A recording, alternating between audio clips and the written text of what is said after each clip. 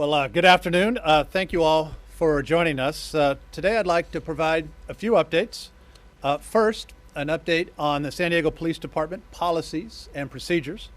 Second, an update on Operation Shelter to Home at the Convention Center and the work that I'm doing along with mayors across California to reduce homelessness.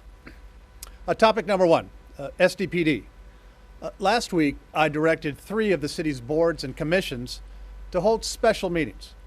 We did this to further the dialogue and the understanding between police officers and the community that they proudly serve. And the purpose of these meetings were very clear: to discuss how the police department can most effectively serve our community, including what policies need to be updated, changed, or added. And specifically, one topic came up several times: de-escalation policies that could be implemented by our department. We heard the comments from the community. We heard the calls for reform. And I'm not waiting. We want to make lasting changes now, not a year from now.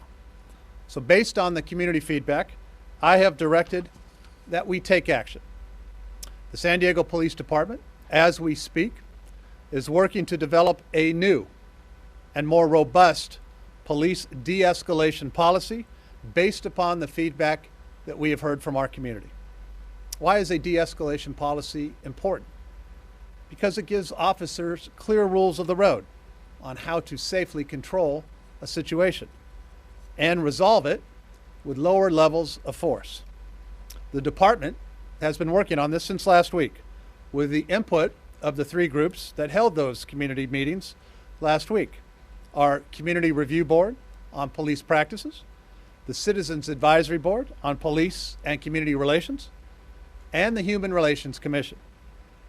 It will be a policy that is based on best practices and a policy that will further the trust and the respect with the community, a policy that will continue to keep our city safe, and a policy that, once complete, will go into effect immediately. We're going to get through this together with transparency and accountability, which is why I want to make sure I'm taking the time today to give you this progress update. I want the public to know that it matters to us. It matters to me. And the Chief of Police and I look forward to introducing this new updated policy next week. Topic number 2, state funding to add to the progress on homelessness. Today I joined other big city mayors from across our state to advocate for the importance of state homeless funding to go directly to cities. Cities, we are on the front line of addressing homelessness, and San Diego has a proven track record of turning state investments into positive solutions that are making a difference. We're asking the governor and state lawmakers to continue directing investments to reduce homelessness to cities, so when this pandemic is over, we have fewer people on our streets. Specifically, today we focused and asked for $600 million to go towards hotel acquisition and other permanent housing opportunities, $350 million in flexible funding for local government's dedicated homeless intervention and solutions. And as we recover from this economic crisis, funding for homeless solutions is more important now than ever. And in San Diego, we've made tremendous progress in the past few years, of course, on homelessness. We've opened temporary bridge shelters. We've tripled our storage capacity. We've expanded safe parking lots for folks that are living out of their cars. We're investing in programs that work. This year, San Diego's point-in-time count showed an additional reduction of 6% in homelessness. And we need to build on that momentum. And so we have. Since early March, the city has taken swift action to protect San Diego's homeless population from COVID-19. First, as we've discussed, it started with moving all of the individuals that were living in our bridge shelters into the convention center. Next, we began bringing individuals who were still living outdoors also inside the convention center. And in partnership with the county, the Regional Task Force on the Homeless, and our San Diego Housing Commission, We've dubbed this Operation Shelter to Home.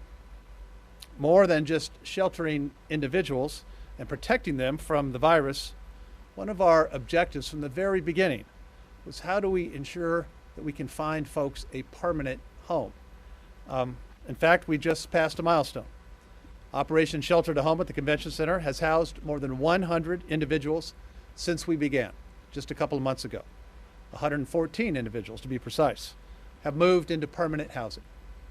In just 2 short months, our incredible housing navigation unit has been working quickly to match more than 600 clients at the Convention Center, match them to a housing resource. Now, after some have moved on to permanent housing, we have 550 additional San Diegans nearly ready to get into that place of their own. It's been tremendous work, very quick work, very positive work. And when we started this, as I said from the very beginning, the goal was not just to keep people safe, but let's provide that pathway to a home. We've centralized our resources. That's what this operation has been about. And it's really found that we're helping to break down the barriers that have kept people from getting housed in the past. We're getting more people connected to the resources they need and into the right housing option for them. And that's what Operation Shelter to Home is all about. I couldn't be more proud of all of the organizations that are there, of course, day and night at our convention center. They're stepped up. They're making a real difference, in people's lives. So we're going to continue to advocate for not only the positive changes here and the way we do things at the local level, but also to continue that statewide support as the state of California moves forward to adopting its budget in the coming days. That will continue to be our focus for positive results. With that, I will pause and answer any questions from members of the media.